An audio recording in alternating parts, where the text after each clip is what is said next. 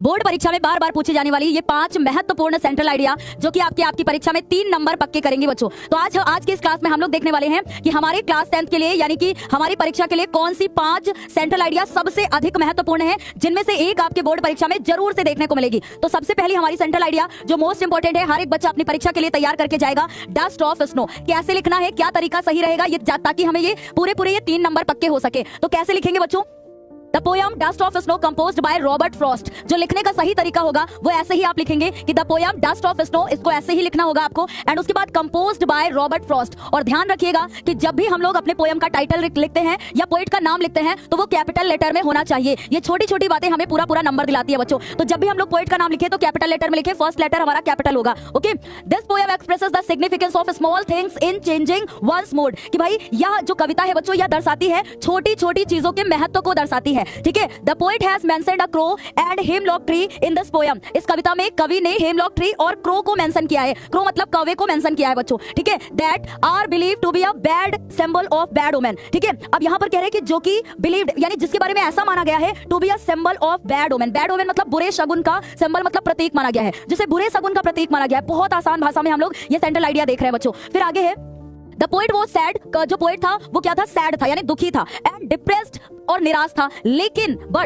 When the crow shook the hemlock tree, लेकिन जब कौवा शूक हिलाता है द हेमलॉक ट्री यानी हेमलॉक ट्री के ऊपर बैठ करके जैसे ही वो जरा सा मूवमेंट करता है बच्चों, क्या होता है कि snow particles fell on the poet. कि स्नो पार्टिकल्स यानी बर्फ के छोटे छोटे टुकड़े फेल ऑन द पोएट यानी पोएट के कंधे पर आकर के गिरते हैं। और हिज मूड, उसकी मनोदशा बोले तो मेंटल स्टेट यानी कि जो उस समय उसकी मानसिक स्थिति होती है, अफ्लिप्स बदल जाती है सडनली, अचानक से उसका मूड बदल जाता है बच्चों। एंड उसके बाद कह रहे कि थ्रू दिस पोयम, इस कविता के माध्यम से वी गेट अ मैसेज, हमें एक संदेश मिलता है। ठीक है, दैट की we should hope for the best even in worst of situation. कि भाई वी शुड होप, हमें आशा रखनी चाहिए for the best even in worst of situation. कि भाई खराब से खराब स्थिति में भी हमें सर्वश्रेष्ठ की उम्मीद रखनी चाहिए। तो ये बेस्ट सेंट्रल आइडिया होगी आपके बोर्ड परीक्षा में लिखने के लिए। अब दूसरे नंबर वाली सेंट्रल आइडिया देखेंगे बेटा हम लोग बिना किसी देरी के कि भाई हम लोग क्या कैसे करके आने वाले हैं परीक्षा में। तो दूसरी सेंट्रल आइडिया जो हमारे लिए मोस्ट इंपोर्टेंट है बेटा, fire and ice composed by Robert Frost. कैसे लिखेंगे अपनी परीक्षा में? तो याद रखिएगा बेटा, the poem fire and ice composed by Robert Frost. यानी यह कविता किसके द्वारा कंपोज की गई है? रॉबर्ट फ्रॉस्ट के द्वारा कंपोज की गई है।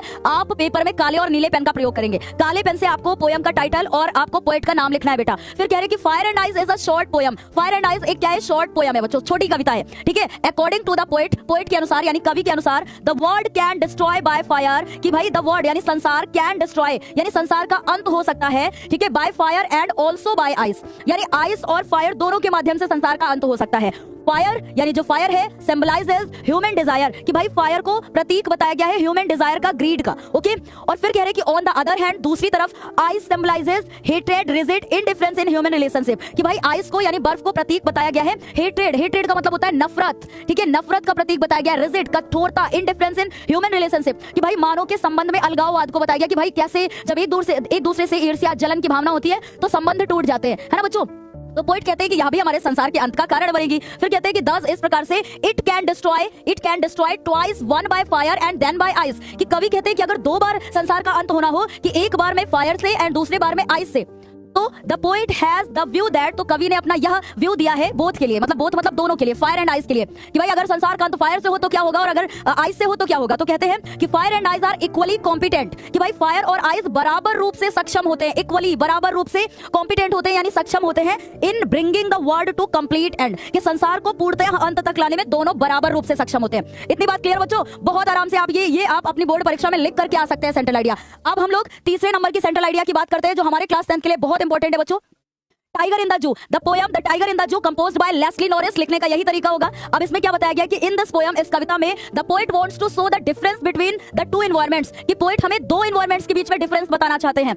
He compares the life of caged tiger with tiger living in natural habitat. कि एक टाइगर जो केज्ड टाइगर है यानी कि सलाखों के पीछे कैद है, और दूसरा कौन सा है जो अपने नेचुरल हैबिटेट में है, मतलब प्राकृतिक आवास में है। तो इन दोनों के बीच में अंतर बताना चाहते हैं कवि हमें।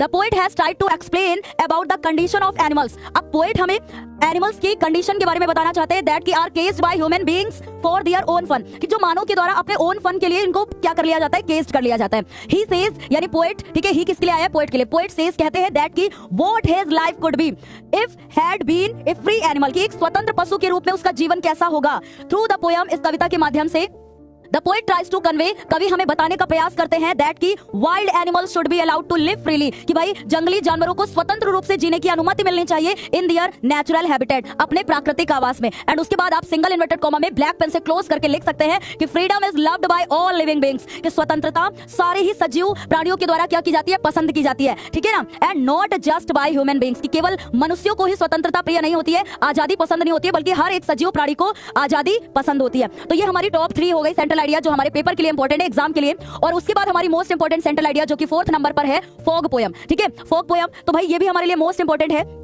The poem fog composed by Carl Sandburg, Carl Sandburg के द्वारा ये आपकी कंपोज की गई है।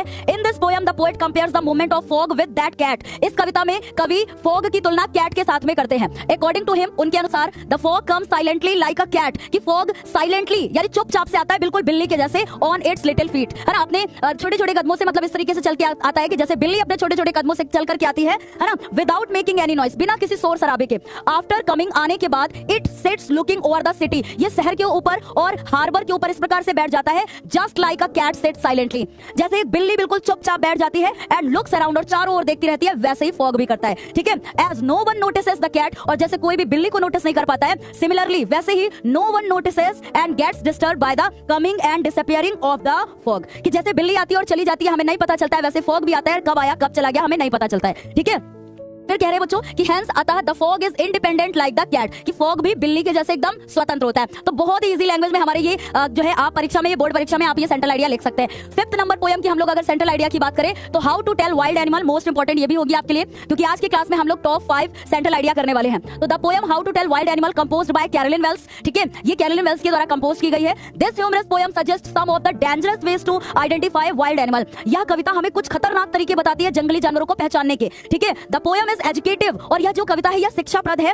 As it also tells us various future of wild animal, कि जो कि हमें ये विभिन्न प्रकार के जंगली जानवरों के लक्षणों के बारे में बताती है। द पोएटेस यानी कवित्री has introduced the fearful animal, यानी वो हमें कुछ खतरनाक, फियरफुल मतलब डरावने जानवरों के बारे में इनको उन्होंने इस पोयम में इंक्लूड किया है, जैसे Asian lion, Bengal tiger, leopard, bear, hyena, crocodile and chameleon, ठीक है। इन एन अम्यूजिंग मैनर, एक हास्यप्रद तरीके से इनको इसमें इन्होंने इंक्लूड किया है। उसके बाद कह रहे हैं कि सी इंडिकेट्स, वह हमें इंडिकेट करती है दैट कि these animals can be recognised by their habits, कि इन जानवरों को इनकी आदतों के अनुसार, इनकी क्वालिटीज से और नेचुरल हैबिट्स के माध्यम से और स्टाइल ऑफ लिविंग के माध्यम से इनको पहचाना जा सकता है। ओके डन, बहुत इजी लैंग्वेज में हम लोग अपनी परीक्षा में सेंट्रल आइडिया लिख सकते हैं बच्चों। और इन टॉप 5 सेंट्रल आइडिया के साथ में एक सेंट्रल आइडिया आपको गिफ्ट के तौर पर मिलेगी, जो कि कौन सी होगी, द बॉल पोयम, ठीक है। ये आपके लिए गिफ्ट के तौर पर होगी, क्योंकि ये भी मोस्ट इंपॉर्टेंट है। तो एक बार फटाफट से हम लोग इसकी सेंट्रल आइडिया भी देख लेते हैं बच्चों। The poem the ball poem composed bye John Berryman, John Berryman के द्वारा ये पोयम कंपोज की गई है। The poet describe the reality of life, इस पोयम में जो पोएट होते हैं वो रियलिटी को, जीवन की वास्तविकता को बताते हैं, ठीक है। Which everyone has to face one day, जो कि हर एक इंसान अपने जीवन में इसको फेस करता है, ठीक है ना। इन दिस पोयम, इस कविता में, the boy losses his favourite ball, इस कविता में क्या होता है बच्चों, एक लड़का अपनी पसंदीदा गेंद को खो देता है। ही इज वेरी अपसेट, जिसकी वजह से वो बहुत ज्यादा दुखी था।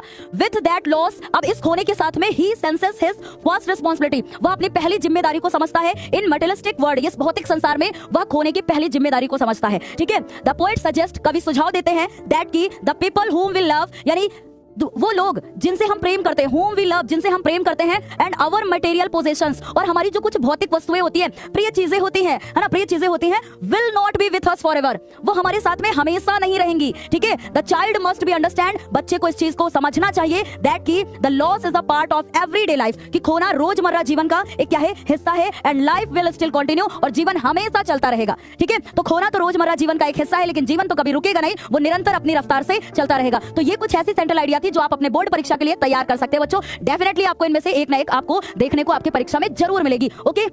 और अगर आपने इन क्लासेस में से किसी भी क्लास को छोड़ रखा है तो एक बार चेक करेंगे कि भाई कौन सी क्लास, मैंने इनको परीक्षा देने जाने से पहले अगर आपने कोई भी क्लास छोड़ रखी है ना, तो एक बार चेक करेंगे कि भाई हमने कौन सी क्लास इनमें छोड़ रखी है, ठीक है। तो आप इसके पहले एक एक क्लास को कंप्लीट करेंगे, जो कि आपके लिए बहुत ज्यादा जरूरी है बच्चों। तो अगर आपने इनमें से किसी भी क्लास को छोड़ रखा है तो आप हर एक क्लास को कंप्लीट करेंगे, तो आप सभी को हमारी तरफ से परीक्षा के लिए ऑल द वेरी बेस्ट, बहुत अच्छा करके आएंगे और वापस आकर के हमें जरूर बताएंगे।